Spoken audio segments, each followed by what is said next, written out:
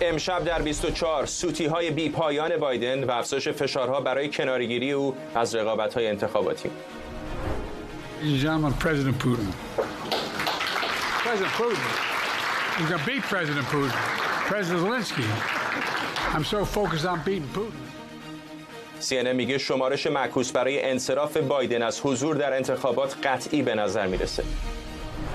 هشدار 9 اندیشکده آمریکایی درباره برنامه هسته‌ای جمهوری اسلامی. میگن ایران در آستانه ساخت بمب اتمی و فوراً باید کاری کرد. هشدارهای امامان جمعه به مسعود پزشکیان برای ترکیب کابینه دولت همزمان با انتخاب جواد ظریف به عنوان رئیس شورای راهبردی دولت در دوره انتقال. از استودیوی ایران اینترنشنال این 24 است با فرداد فرهزاد.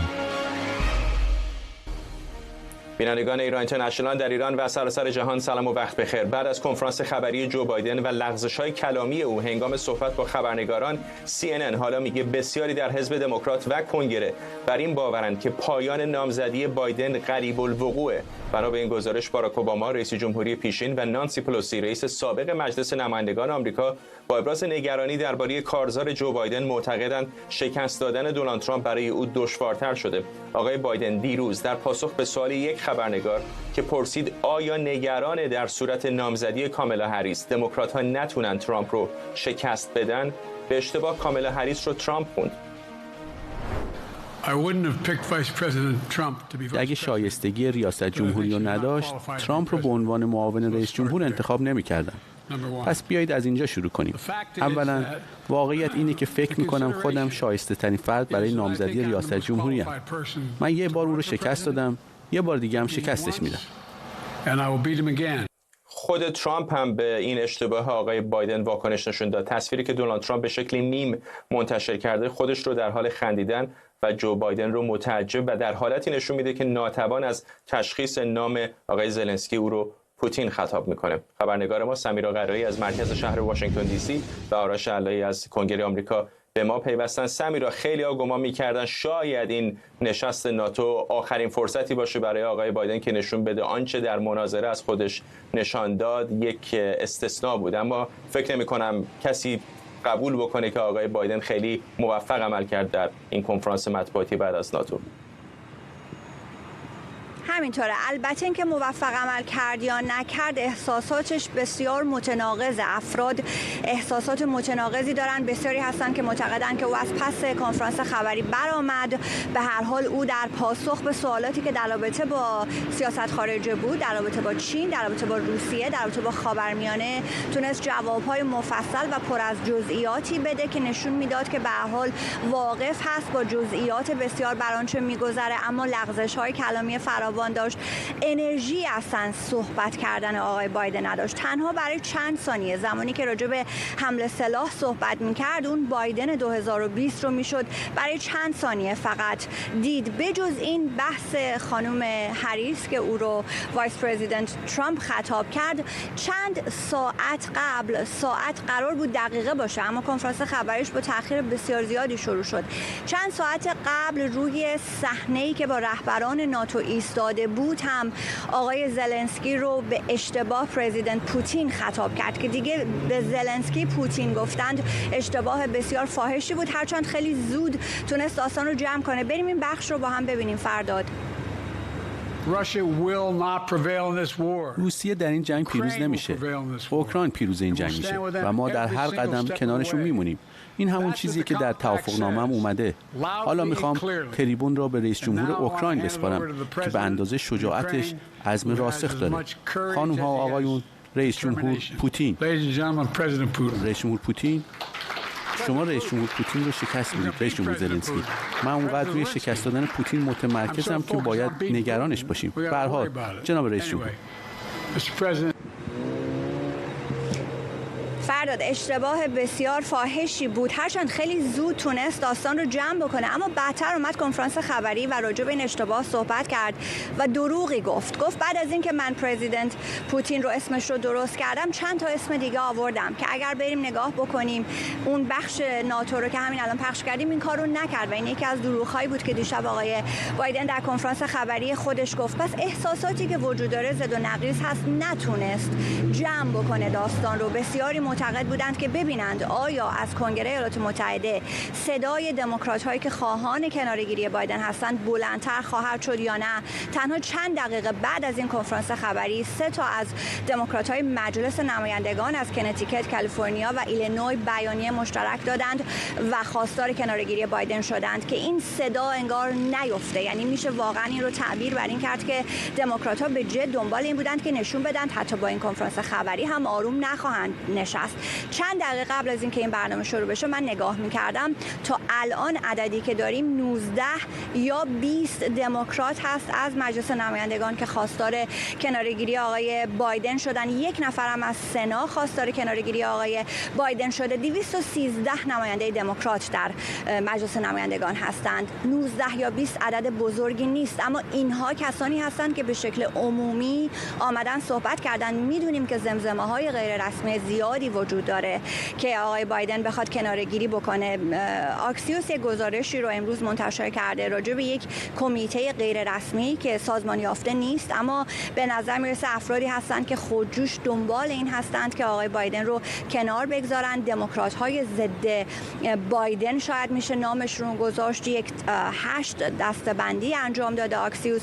افراد متفاوتی هستند، از مشاوران آقای اوباما، مشاوران خانم کلینتون، مشاوران فعلی آقای بایدن که 1-2 روز پیش هم یک خبری نیویورک تایمز نوشته بود که اینها دنبال این هستن که آقای بایدن رو کنار بگذارند و آقای بایدن رو دارن منزوی میکنن. جز اینها اگر مقالات نیویورک تایمز رو نگاه بیاندازیم، آقای فریدمن شب گذشته یک لایو بلاگی داشت، اونجا خیلی حمله میکرد با آقای بایدن. تحریریه نیویورک تایمز به عنوان یکی از این اعضای این در واقع بخش‌های این کمیته معرفی شده. مجری‌های لیت نایت شوهای آمریکایی مثل استیون کولبر معرفی شده که در یکی از همین تازه‌ترین صحبت‌هایی که می‌کرد میگفت ابراهام لینکن به خوبی آقای بایدن میتونه صحبت کنه، فقط بعد نبش قبل کنید، از قبل بیاریدش بیرون، یا آقای جون استوارت به همین ترتیب، یا افرادی که مهمترین بخشی که وجود داره کسانی هستند که حمایت مالی میکنن، مثل آقای جورج کلونی که مدیریت بخشی از این حامیان مالی که در هالیوود مستقر هستن، افراد سرشناسی هستن به هر چهره هالیوود، یا یکی از پایه‌گذاران نتفلیکس. اینها همگی آمدن به زبان آمدند که آقای بایدن کنار بکشه. اینها طبقه بندی‌هایی هست که آکسیوس انجام داده و معتقده که این افراد به دنبال این هستند که از کل آمریکا فقط ویسکانسین، میشیگان، پنسیلوانیا، در این 3 تا ایالت که دیوار آبی نامیده میشه، اینجا بتونن کسی رو جایگزین آقای بایدن و همینطور خانم هریس بکنند که این 3 ایالت رو بتونه ببره. آرش، دیگه زمزمه و پچپچی در یکی از میکده‌های واشنگتن دی سی نیست. خیلی علنا دموکرات‌ها دارن حرفش رو میزنن. سمیرا اشاره کرد تعداد قابل توجهی از نمایندگان مجلس و یک سناتور علنا گفتن که خواهان کناره‌گیری آقای بایدن هستن. حتی نزدیکترین افراد نزدیک به او هم مثل جک سالیوان رو میشد دید که صورتش موقعی که آقای بایدن زلنسکی رو پوتین خوند چطور برآشفته شده بود. چه میگن دموکرات‌ها در کنگره آمریکا؟ به بخش‌های عمده‌ایش که اشاره کردید در گزارش کامل سمیرا شنیدید که در موردش صحبت کرد. چیزی که هست این است که شما مقایسه کنید بین 2 تا حزب دموکرات، حزب جمهوری خواه.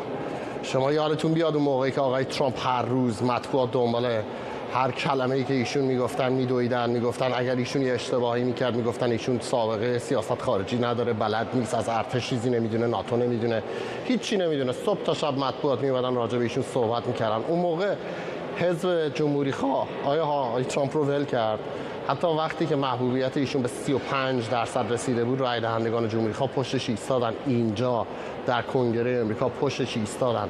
مقایسه کنید با حزب دموکراتی که برای اولین بار در 20 سال گذشته می‌بینه که نامزدش برای اولین بار در تاریخ ریاست جمهوری در 20 سال گذشته از حزب دیگر عقب افتاده و ببین چه جوری به هرج و مرج افتادن و به کاسه چه کنم دستشون گرفتن. این راجع به این دو حزب واقعا مشخص کننده است که تا حالا دموکرات‌ها انتظار داشتن به راحتی در واقع انتخابات رو ببرن، ولی الان می‌بینن نه تنها نامزدشون آمادگی ندارد برای اینکه بخواهد جلوی دونالد ترامپ بایستد، بلکه ممکن است نامزد اصلی دموکرات‌ها آقای بایدن باعث بشود رأی بعضی از دموکرات‌هایی که برای مجلس نمایندگان و برای مجلس سنا دارن در انتخابات پیش رو شرکت میکنن اونها رو هم به زیر خودش بکشد. بله 19 یا 20 نماینده مجلس الان تعداد زیادی نیست، ولی 19 تا 20 از کدوم ایالت‌ها هستن؟ از اون ایالت‌هایی که بهشون میگن ایالت‌های بنفش، ایالت‌های سرنوشت ساز. اونها دارن میبینن در اون اعداد و ارقام و آخرین نظرسنجی‌ها که چقدر کارزار انتخابات برای اونها سخت‌تر دارد میشود هر روز که جو بایدن بیشتر در این پست و مقام میماند. الان ممکن است ما در برنامه خودمون بگذاریم صحبت‌های آقای بایدن رو به پرزیدنت زلنسکی گفته از پرزیدنت پوتین. 2 سال پیش بنده رفته بودم اسرائیل با آقای یائیر لاپید نخست وزیر اسرائیل 6 بار گفت پرزیدنت لاپید. اون موقع مطبوعات هیچ توجه خاصی نمی‌کردن به این در این مسئله، اصلا کسی راجبش اشاره‌ای هم نمی‌کرد، ولی جلوی چشم ما همش داشت اتفاق می‌افتاد. این داستانی نیست که آقای بایدن فقط امروز و دیروز بوده باشد. 2 سال است که آقای بایدن پشت سر هم اشتباهات واضحی انجام می‌دهد و الان سوال‌ها در حزب دموکرات این است: آیا این صحبت‌ها به گوش رئیس جمهوری آمریکا میرسد؟ آقای دیوید اکسلراد مشاوری که مغز متفکر کمپین اوباما بود در سالهای 2008 و 2012 ایشون میگوید رئیس جمهوری آمریکا رو دورش رو مشاورینی احاطه کردن که واقعیت رو به اون نمیگویند و این چیزی است که نزدیکان باراک اوباما بیشتر و بیشتر دارن تکرار میکنند. با این حال امروز حکیم جفریز رئیس اقلیت مجلس نمایندگان بعد از اینکه چندین و چند تن از این دموکرات‌ها باهاش صحبت کردن به کاخ سفید رفت و گفت شخصاً با رئیس جمهوری آمریکا صحبت کرده است و نگرانی‌های دموکرات‌ها رو به ایشون رسانده است. اون هم برای این بود که بخواد در واقع در مقابل این حرف که میگوین آقای بایدن احاطه شده است و واقعیات رو نمیشنود بگه همچین چیزی نیست. با این حال گزینه‌های دموکرات‌ها خیلی گزینه‌های درخشانی نیست. خانم کامالا هریس تا حالا انتخاباتی رو نبرده است که بخواد روی تیکت به این راحتی جایگزین آقای بایدن بشود. اومدن ایشون به عنوان معاون اول رئیس جمهوری بدون انتخابات درون حزبی بیشتر شبیه تاجگذاری در کشورهای سلطنتی میماند و راه انداختن یک انتخابات مقدماتی هم در حزب دموکرات به این سادگی نخواهد بود، به خاطری که آخرین باری که این اتفاق افتاد در سال 1968 کنوانسیون حزب کاملا به هرج و مرج کشیده شد و بعضاً به خشونت. بنابراین ممکن است دوباره تاریخ تکرار بشود. ممنونم از هر دوی شما. سمیرا قرایی از مرکز واشنگتن دی سی و آرش علایی از کنگره آمریکا با ما.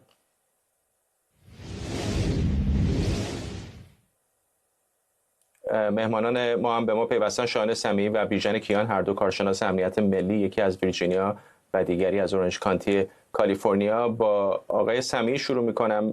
چطور دموکرات‌ها ندیدن که این اتفاق داره میفته؟ همین کمی پیشتر همکارم آرش علایی هم اشاره کرد 2 سال پیش هم آقای بایدن اشتباهات فاحش اینچنینی میکرد، ولی به نظر میرسه که خیلی ها در حزب دموکرات سعی کردن تا جای ممکن اون رو مخفی کنن. جناب فرزاد، عرض ادب دارم خدمت شما، استاد بزرگوارم جناب کیان و مردم عزیز ایران. ببینید، این نه اینکه ندیدن، دیدن، اما مسئله‌ای که وجود داشت این بود که یک حلقه اولیه‌ای دور آقای بایدن رو گرفته بودن و اونها هیچ گونه اجازه به عملکرد بقیه هیئت انتخاباتی نمیدادن. حتی همین امروز هم در گزارش‌ها بود که اعضای هیئت انتخاباتی آقای بایدن از مسائل داخلی و مسائل سلامت آقای بایدن بیخبر بودن تا اینکه روز مناظره با آقای ترامپ این رو ملاحظه کردن و بعد اونها الان بسیار از دست مدیران ارشد هیئت انتخاباتی عصبانی هستند. پس ما میبینیم این یک روندی بود که ادامه داشت. البته کهولت سن برای همه اتفاق میفته. آقای ترامپ هم حتی در مناظرات دموکرات یا حتی در بعضی از کارزار انتخاباتی خودش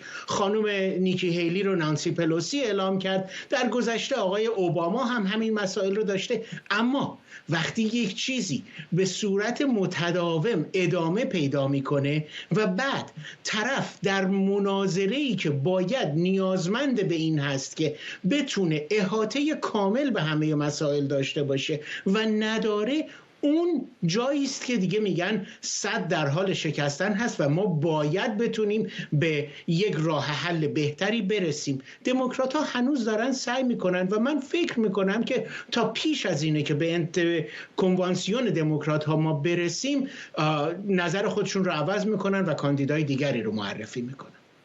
کمتر از 2 ماه هم به اون کنوانسیون باقی مونده. آقای کیان، از این هدیه بهتر آقای ترامپ نمیتونست بخواد از دموکرات‌ها، اینطور نیست؟ من فکر میکنم که اولا که به بینندگان بسیار محترم شما سلام و درود و دوست بسیار محترم شایان سمیعی عزیز. ببینید، میگویید که هدیه است به آقای ترامپ. بله، هدیه است به آقای ترامپ، ولی این هدیه من فکر میکنم که تصادفی نمیتونه باشه. وقتی شما نگاه میکنید میبینید که مردم آمریکا امروز از حزب دموکرات ناراضی هستند، برای اینکه بارها گفتیم وقتی میرن خرید کنن برای کاربارشون آذوقه‌شون ببینن که پولشون نمیرسه، میبینن که چیزی رو که با 1/3 قیمت قبلا میگرفتن الان با 3 برابر بدن. حالا چه درست، چه عادلانه، چه غیر عادلانه، آقای بایدن و دولت او رو مسئول این آشفتگی در سطح بسیار بسیار ملموس. شما میتونیم راجع به پیچیدگی‌های حزبی و سیاسی صحبت کنیم، ولی میدونید سیاست برمیگرده به زندگی روزمره مردم. اما اگه بخوایم از زاویه سیاسی هم نگاه بکنیم، من فکر میکنم که حزب دموکرات آمریکا دچار مشکل بسیار بسیار معضلی شده و نمیدونم چجوری میخواد از توی این بیرون بیاد. برای اینکه گرفتاری نیستش که فقط آقای بایدن آقای زلنسکی رو پوتین صدا میکنه. گرفتاری اینه که امروز این دستگاه‌های دولتی که بایستی گوش به فرمانده کل قوا و رئیس جمهور مملکت باشن، اگر که یه تلفنی ساعت 3 صبح اونا بشه که اقدام خاصی رو انجام بدن، از خودشون سوال میکنن که آیا واقعا بایستی مکس کنن؟ این همین رئیس جمهوری است که اشخاص رو با نام‌های متفاوت صدا میکنه و مکس بکنن، چنین کاری رو انجام ندن. این مسئله بسیار مهمیه. ببینید تصمیم گیری هایی که انجام شده نشان میده که اصلا این آقای بایدن اون آقای بایدنی که همه ما در 40 و چند سال اخیر میشناختیم مثل که نیست. مثلا برای آقای کندی اجازه نمیده که حفاظت خاص گذاشته بشه، در که میدونه که حساسیت هست، پدر او چه اتفاقی براش افتاده. یعنی تصمیماتی که گرفته میشه به نظر میرسه که توسط خود آقای بایدن گرفته نمیشه و امروز حتی شورای امنیت ملی که بایستی استقلال داشته باشه، چون معمولا همه ادارات دولتی، همه سازمانهای دولتی چشم و گوششون به شورای امنیت ملی است و امروز همطور که گزارشگر محترم گزارش کردن دیدیم که حتی چهره مشاور امنیت ملی آمریکا هم به هم میریزه وقتی میبینه که فرمانده کل قوا در مقابل دنیا میسته و چنین اسباب مسخره برای تماشاچیانش میشه. اینی که نگران کننده است. من حق میدم به حزب دموکرات که دچار این بحران باشه و حق میدم به این پیچیدگی، ولی خب ببینیم که واقعا دیگه اختیار از دست خانم پلوسی و بقیه هم بیرون رفته. امروز چند ماه بیشتر به انتخابات نمونده، مشکل بشود کاندیدای دیگری رو آماده کرد. بعدم میدونید انتخابات هزینه داره. این پولهای بسیار زیادی که با آقای بایدن داده شده قرار کجا بره؟ چطور؟ اینا پیچیدگی داره. یعنی اینکه مردم دوباره بیان و پول جمع بکنن برای یک کاندیدای دیگه در مدت کوتاه نظر بسیار بسیار مشکل میرسه. ولی بله، من فقط می‌خواستم مطمئن بشم که این هدیه آسان به دست نیامده. آقای ترامپ رفته دادگاه، رفته محکومیت ها رو کشیده، 34 بار محکوم شده.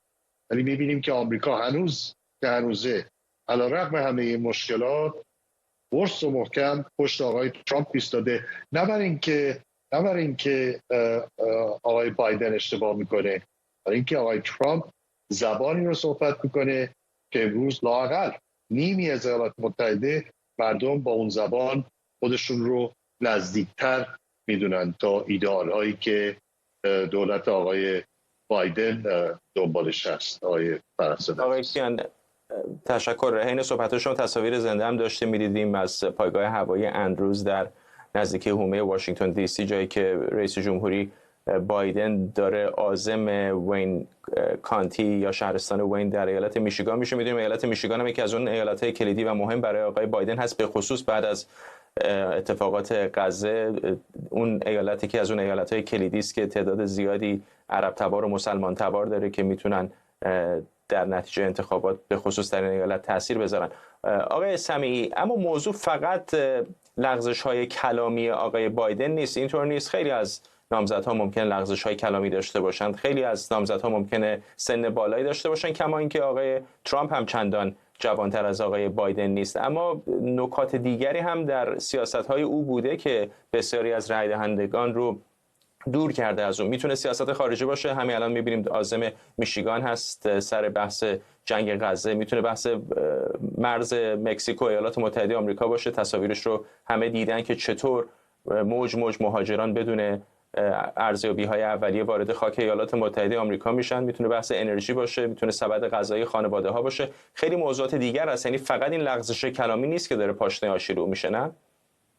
درست میفرمایید. نکته جالبی هم هست، اما مسئله‌ای که وجود داره این هست که آقای بایدن دیروز بعد از کنفرانس ناتو در کنفرانس خبری که داشت به واقع نشون داد که تسلط کافی و کامل روی سیاست بین الملل امریکا داره و از مسائل امنیت ملی بسیار باخبر هست و خیلی خوبم در موردشون میتونه حرف بزنه. اما مسئله اینجاست که چیزی که برای رای دهندگان دموکرات و به ویژه اون افرادی که کمک کننده مالی به هیئت انتخاباتی هستند جای سوال ایجاد میکنه اینه که آیا این فرد توانایی انجام این کار در این لول و در این مرحله رو برای 4 سال آینده داره؟ پاسخ اون ممکنه که خیر باشه، ولی در حال حاضر ما میبینیم حتی همین امروز هم نظرخواهی بود که CNN اعلام کرد که از طرفداران آقای بایدن پرسیدند 71% میگن ما علاقمند هستیم که هر دو حزب افراد دیگری رو معرفی میکردن برای مقام ریاست جمهوری. پس میبینیم مردم امریکا همچین زیاد علاقمندی به هیچ کدوم از این 2 نفر ندارن، ولی در حال حاضر در یک اجباری خودشون رو میبینن. از طرف جمهوری خواه آقای ترامپ انقدر احاطه کامل و در حقیقت میشه گفت که محاصره کرده حزب رو که کسی دیگری نتونست بالا بیاد، و آقای بایدن هم به خاطر اینه که رئیس جمهور سر کار هست افراد دیگری رو اصلا اجازه ندادن. حالا بگذاریم افرادی که در به قول معروف دستبندی های بیطرف حضور پیدا میکنن، اونا به صورت تاریخی نشون داده که نتونستن اقدام زیادی در راستای تغییر انتخابات بدن به غیر از یک مورد، اون هم سال 1992 که آقای راسپرو با به دست آوردن 19% آرا تونست به ضرر رئیس جمهور وقت بوش پدر کار بکنه. پس ما به این نتیجه میرسیم که آقای بایدن مشکلی که الان داره و میان خود حزب دموکرات هم هست این هست که صرف این که آقا ایشون میتونه انتخابات رو ببره نیست. مسئله اینجاست که آیا ایشون میتونه ادامه بده این کار رو، و اگر جوابش نه هست بهتره که جلوی ضرر رو الان بگیرن تا بعدن، چون هیچ کدام طرفداران آقای بایدن هیچ علاقه‌ای به حضور مجدد آقای ترامپ در کاخ سفید ندارن. ممنونم از هر دوی شما آقایون شایان سمیعی و بیژن کیان، هر دو کارشناس امنیت ملی، آقای کیان از اورنج کانتی و آقای سمیعی از ویرجینیا. سپاسگزارم. 9 اندیشکده آمریکایی با هشدار نسبت به فعالیت‌های هسته‌ای ایران گفتند جمهوری اسلامی در آستانه ساخت بمب اتمی و خواستار اقدام فوری کشورها شدن. این 9 اندیشکده در بیانیه گفتن ایران میتونه تنها ظرف چند روز اورانیوم مورد نیاز برای تولید سلاح هسته‌ای رو تولید کنه. در این بیانیه که ائتلاف واندنبرگ و بنیاد دفاع از دموکراسی ها اون رو امضا کردن، گفته شده رئیس جمهوری بعدی آمریکا برای جلوگیری از اتمی شدن ایران باید اقدامات فوری مثل گزینه نظامی رو هم در نظر بگیره. جان کربی، سخنگوی امنیت ملی کاخ سفید، در گفتگوی اختصاصی با همکارم سمیرا قرایی سخنان سرپرست وزارت خارجه ایران رو مبنی بر مذاکرات هسته‌ای محرمانه بین تهران و واشنگتن از طریق عمان رد کرد. آقای کربی گفته آمریکا درگیر هیچ گونه مذاکره هسته‌ای با جمهوری اسلامی نیست. Active negotiations going on right now with respect to Iran's nuclear ambitions. در حال حاضر هیچ مذاکره‌ای با توجه به جاه طلبی‌های هسته‌ای جمهوری اسلامی در جریان نیست. هیچ مذاکره فعالی برای بازگرداندن توافق هسته‌ای در جریان نیست و دلیل اون اینه که جمهوری اسلامی مردم معترض رو می‌کشه، سانتریفیوژهاش رو توسعه میده، به حمایت از گروه‌های تروریستی ادامه میده و همواره در مراحل اولیه مذاکرات مطالباتی غیر ضروری رو مطرح میکنه که منجر به توقف مذاکرات میشه. اونا با حسن نیت مذاکره نمی‌کنن. رئیس جمهور بایدن متعهده که هرگز اجازه نده جمهوری اسلامی به سلاح هسته‌ای دست پیدا کنه. ما دوست داریم که این کارا رو از طریق دیپلماسی انجام بدیم، اما در حال حاضر هیچ مسیر دیپلماتیکی در پیش رویمون نیست. بهنام طالبلو، پژوهشگر ارشد بنیاد دفاع از دموکراسی، و سینا عزادی، پژوهشگر روابط بین‌الملل در دانشگاه جورج واشنگتن، هر دو از دی.سی پایتخت آمریکا با ما هستن. آقای طالبلو، نهاد شما بنیاد دفاع از دموکراسی ها هم این بیانیه رو امضا کرده و خواستار همه نوع اقدامی از جمله اقدام نظامی شده. آیا شما خودتون هم موافقید که ایالات متحده دست به اقدام نظامی بزنه برای توقف برنامه هسته ایران؟ مرسی از دعوتتون فرداد خان. سلام به شما، سلام به جناب آقای دکتر عزادی و مهمانان گرامی و بینندگان گرامی. با پوزش اتفاقا اون بخش 501c4 FDD بود، یعنی بخش لابیگری FDD بود که اون طرح امضا کرده بود، ولی خلاصش رو بگیم که اون طرح که چند ماده‌ای بود، یعنی بخش اقتصادی داشت، بخش سیاسی داشت، بخش حمایت به مردم ایران داشت، بخش اطلاعاتی هم داشت، ولی این در مجموع میشه گفت یک راهبرد جدیدی میتونه باشه واسه دولت، یعنی ترامپ 2.0 یا بایدن 2.0 به اصطلاح، اگه میخوان یک حد اقلی داشته باشن در سیاست خارجه خودشون که طبیعتاً بایستی برخوردار از بازدارندگی نظامی هم باشه توش. به هر حال دقیقاً متوجه شدم. آیا موافق هستید که ایالات متحده از گزینه نظامی استفاده بکنه؟ شکی نیست که گزینه نظامی روی میز بود واسه رئیس جمهور ریپابلیکن، رئیس جمهورهای متعدد، اگه اشتباه نکنم از شروع به بیل کلینتون یا از شروع به دولت جورج دبلیو بوش تا به حال تمام این رئیس جمهورها گفته بودن که اون گزینه نظامی روی میز بود و اکثریت واشنگتن و اکثریت دیگران هم میگفتن که این اگه واقعا یک منافع ملی آمریکاست بایستی روی میز بمونه و برداشتن اون گزینه به نظر من بی‌کفایتیه. جواب منو در نهایت ندادید. میدونم که ایالات متحده برای بسیاری از کشورها برنامه نظامی داره، ولی به نظرتون باید استفاده بکنه الان در این مقطع؟ فرداد خان با پوزش فرداد خان، من گفته بودم، چند بار گفته بودم، طوری شما دارین این سوال رو میپرسین که من بایستی بیام بگم که نه مثلا دیروز بایستی حمله کردن. نه، این غلطه. داشتن گزینه نظامی روی میز کمک میکنه میتونه کمک میکنه به دیپلماسی معاصر، میتونه کمک کنه به احیای روابط بین آمریکا و همپیمانش در منطقه که اونا بتونن مثلا جمهوری اسلامی رو کنترل کنن بیشتر، ولی برداشتن این گزینه که متاسفانه با عقب نشینی که تو چند سال داشتیم زیر دولت بایدن اشتباه محض و برای همین تو اون طرح اومده بود که اگه لازم باشه با شروع استفاده ابزار نظامی علیه شبه نظامی جمهوری اسلامی در منطقه مثل در عراق، مثل در سوریه علیه حوثی‌ها و غیر ذالک میتونیم دوباره برسیم به اون بازدارندگی که بایستی احیا بشی و نشده در منطقه. آقای عزادی، از نگاه ریل پالیتیکس همونطور که آقای طالبلو گفت، خب تقریبا همه میدونن دیگه دی فاکتو الان واقعا گزینه نظامی روی میز رئیس جمهوری آمریکا نیست، یا اگرم باشه اونقدر پررنگ نیست مثل بعضی از دولت‌های گذشته. چقدر فکر میکنید که این اتفاقا جمهوری اسلامی رو بی‌پرواتر کرده در برنامه هسته‌ایش؟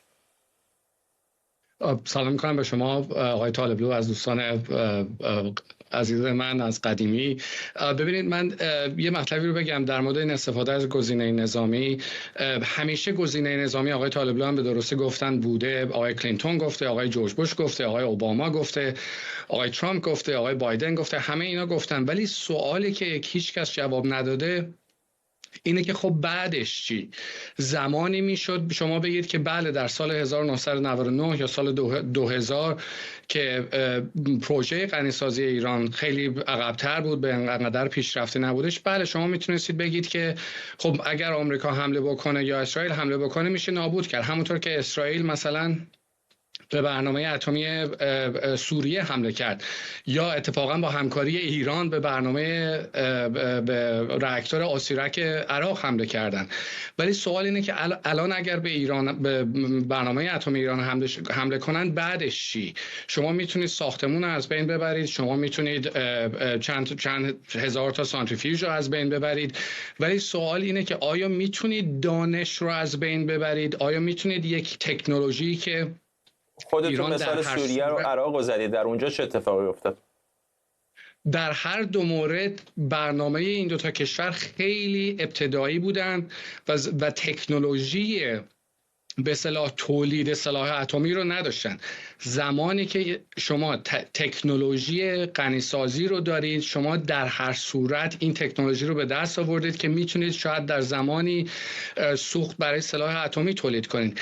الان هم اسرائیل هم آمریکا از اون دیگه عقب مونده و من چند ماه پیش در مجله فورن پالیسی نوشتم گزینه نظامی برای حل برنامه اتمی ایران ممکنه در کوتاه مدت جواب بده، ولی در بلند مدت اتفاقاً به ضرر آمریکا هستش. برای چی؟ برای اینه که اگر شما حمله بکنید، اون مثلا یک ساختمون رو از بین ببرید، چند هزار تا سانتریفیوژ از بین ببرید، خب دوباره میسازن و بعد این دفعه اتفاقاً دلیل بیشتری دارن که برن به سمت سلاح اتمی، چون میخوان تهدید بکنن که به من دیگه حمله نکن. یعنی اون موقع یعنی چی؟ یعنی شما یک به اصطلاح کمپین هوایی بمباران ایران رو میخواید که دائم حمله بکنن که مثلا جلوی برنامه اتمی ایران رو بگیرن. من باز تاکید میکنم که برنامه اتمی ایران در مرحله هستش که از لحاظ عملیاتی در کوتاه مدت ممکنه جواب بده، ولی در بلند مدت اتفاقا به ضرر آمریکا هستش. آقای طالبلو موافق این هستید که حالا فارغ از اینکه آیا حمله نظامی گزینه خوب یا بدی هست، زمان استفاده از اون منقضی شده؟ شاید 20 سال پیش آمریکا میتونست از اون استفاده بکنه، ولی الان یا کارت ضعیفی است یا کارت خطرناکی است برای بازی. بحث جالبیه، نه فقط مثلا به فناوری هسته‌ای ایران گره نخورده، بلکه توان و اراده سیاسی آمریکا هم گره خورده. مثلا وقتی طوری مثلا این موضوع نظامی رو ما بیان میکنیم، آدینس و مخاطبین بایستی بدونن که در حد کمرنگی یا پررنگی این بحث. مثلا به نظر من دکتر عزیزی درست میگه که اگه واقعا این ابزار پررنگتر بود یا روی میز به طور گسترده تر بود، بایستی زودتر در این بحران استفاده که واسه مانع ایجاد کردن در برنامه هسته ایران. ولی به هر حال ما بایستی بگیم که چرا اگه ایران به قول این سازمان‌های اطلاعاتی آمریکا که حدوداً 15 سال یا 16 سال دارن میگن که این بستگی به اراده جمهوری اسلامی داره نه به توانش، چجوری ما میتونیم اون ابزار نظامی رو بیاریم در چارچوب یک سیاست نوین دیگه؟ و بازم جای جالب اینجایی که من بگم که این طرحی که این 9 تا سازمان ریخته بودن و امضا کرده بودن سیاست‌هایی داره که بسیار متفاوتن و فقط وابسته یا محدود به موضوع نظامی نیستن. آقای عزادی، اما همین گزینه نظامی محدود هم که شما میگید نمیتونه خیلی کارآمد باشه یا در یک بازه زمانی محدود فقط میتونه جوابگو باشه که برنامه هسته ایران رو تا اندازه عقب بذاره، اگر روی میز نباشه اما ایران همچنان بی‌پروا به توسعه برنامه هسته‌اش ادامه خواهد داد، نه؟ ممکنه، ولی باید خاطرم باشه. شما به این بیانیه اشاره کردید، ما در شرایطی هستیم الان که کسی که آتیش رو روشن کرده داره زنگ میزنه به اداره آتش نشانی و درخواست کمک میکنه. این سازمان هایی که الان دارن اخطار میدن اتفاقا همون سازمان‌هایی هستند که به صورت فعالانه علیه اجرای برجام کار کردن، لابی کردن.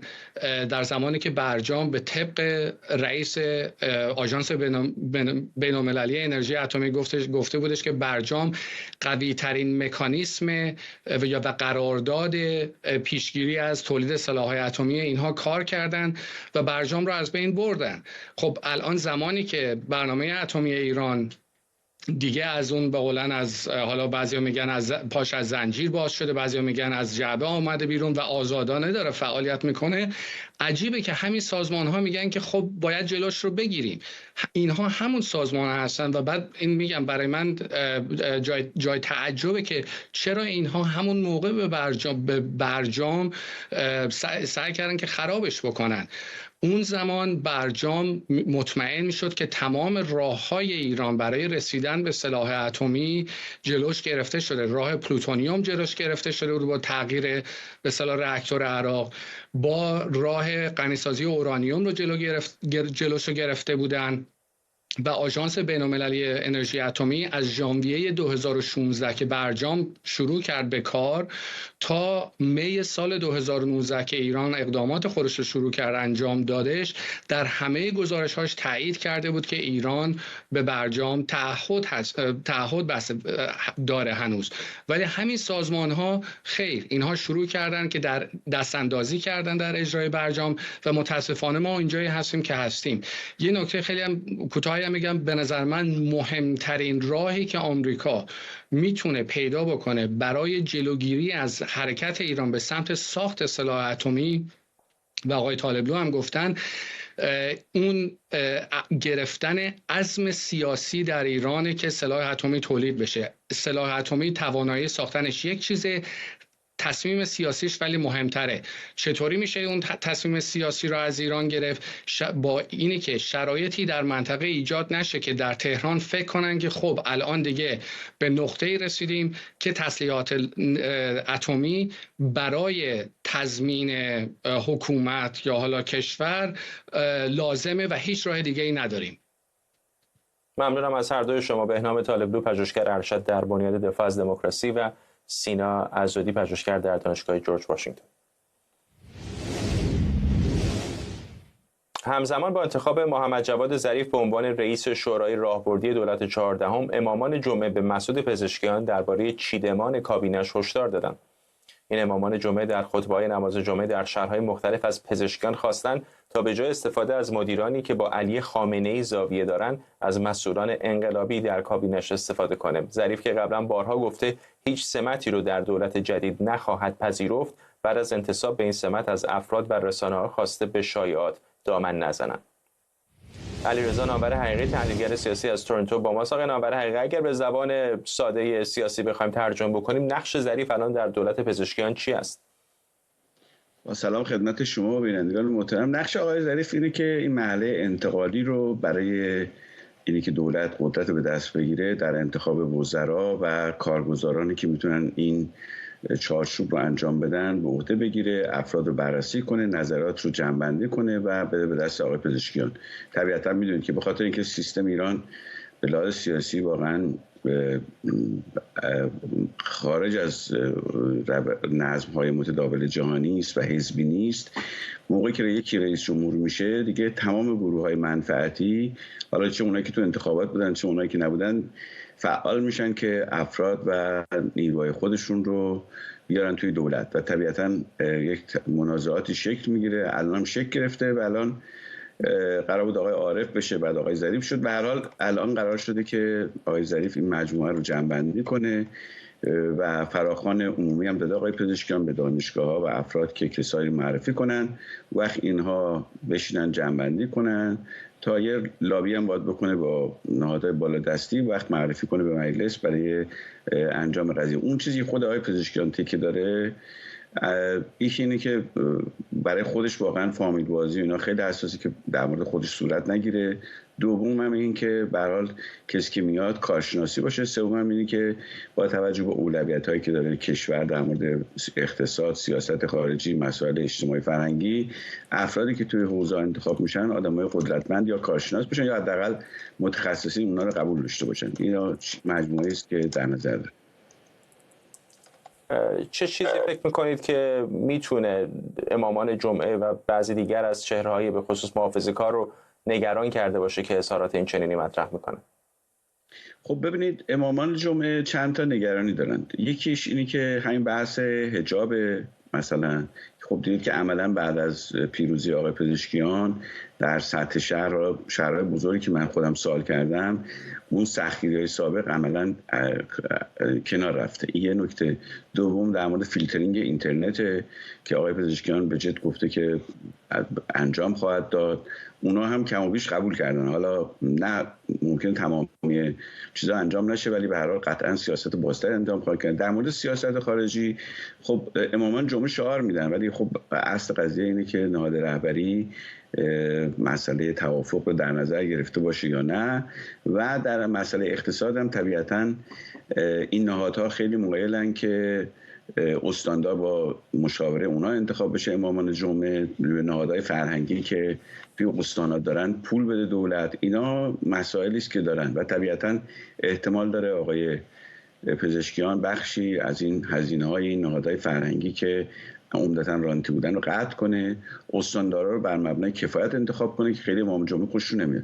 بنابراین اون گرم که امامان جمعه شروع کردن مربوط به این منافعی است که ممکنه قطع بشه و طبیعتاً از الان میشه این مرزبندی رو دید بین دیدگاه‌های اونا و مسئله آقای پزشکیان. اما اصل قضیه اینه که به نظر میرسه حکومت بالا نهادهای اصلی به این نتیجه رسیدن که ادامه وضعیت امکان ناپذیره. بحران اقتصادی خیلی سنگینه، سیاست خارجی چالش بزرگی است برای کشور و شکاف بزرگی بین مردم و حکومت افتاده و بایستی حالا کوچک هم که باشه حداقل 10% هم که باشه تغییر بدن و به نظر من خیلی توجه نمی‌کنن به اینکه امامان جمعه چی میگن. قبلا هم بودی که امامان جمعه حرف خودشون میزنن ولی حکومت کار خودشون میکنه. ولی قبلا هم حالا شورای این شکلی تشکیل شده برای انتخاب اعضای کابینه، ولی چقدر واقعا دست یک رئیس جمهور مثل پزشکیان باز است برای انتخاب اعضای کلیدی کابینه اونطوری که میخواد؟ چون میدونیم بسیاری از وزرا رو بالاخره در نهایت این گروه‌های فشار و به طور خاص خود علی خامنه‌ای هستش که انتخاب میکنه. بله ببینید، تو گفت در یه سال اول معمولاً دست رئیس جمهور بیش از سالهای بعد بازه، یعنی به هر حال امتیاز بیشتری هم میده خود حکومت. ولی به هر حال همونجوری که شما گفتید با چند تا به قول مثل شنا کردن تو استخر یعنی با چیزا موانع بسیار زیاده. اولین اینش اینه که به هر حال کسی که انتخاب بشه با تخصص داشته باشه، چون واقعیتش اینه که اگر هر کدوم از این سمت‌ها آدم غیر متخصص استفاده کنن طبیعتاً نتیجه کار بسیار خطرناک خواهد بود، به خصوص که دولتی که داره تحویل میگیره دولتی است با شاخص‌های بسیار فاجعه آمیز. نکته دوم اینه که حالا این کسی که میخواد بیاره متخصصی میخواد بیاره، هم باعث نهادهای اطلاعاتی امنیتی تایید کنن، هم آقای خامنه‌ای تایید کنه، هم مجلس تایید کنه. بنابراین گذراندن یه نفر از تونل این مجموعه ها خیلی کار راحتی نیست. مضافاً برای اینکه بخش از افراد متخصص خودشون الان مایل نیستن بیان، معتقدن که میرن زیر ضرب، مشکل دار خواهند شد، تبلیغات منفیه و هر کسی نمیاد. یک کار بسیار پیچیده است. ممکنه این شکلی آقای پزشکیان حل کنه که وزیر رو سعی کنه که مجوز عبور بگیره ولی مثلا معاونین قدرتمندتری بهش بذاره. اینم یه راه حلی است که ممکنه صورت بگیره. به هر حال وزیری که اونجوری باشه که اونا نخوان خیلی راحت نمیشه عبور بده، یا ممکنه توافق کنه بخش از وزرا رو اونا قبول کنن، بخش از وزرا رو اینا بخوان تعیین کنن. ولی اصل قضیه اینه که باید مسئله اقتصاد، مسئله سیاست خارجی و این مسائل اجتماعی رو بتونه حل و فصل کنه. بدون این حالا چه خودش انتخاب کنه چون انتخاب کنه، بحران اگر با برجا بمونه آقای پزشکیان خب 6 ماه دیگه این معسل رو نخواهد داشت و با انتقادات بسیار تند جامعه و حتی جریانات مخالف اصولگرا روبرو خواهد شد. ممنونم از شما علیرضا نامور حقیقی، تحلیلگر سیاسی از تورنتو با ما. و ممنونم از شما که بیننده برنامه 24 امشب بودید. این برنامه رو کمی دیرتر میتونید در یوتیوب ایران اینترنشنال هم دنبال کنید.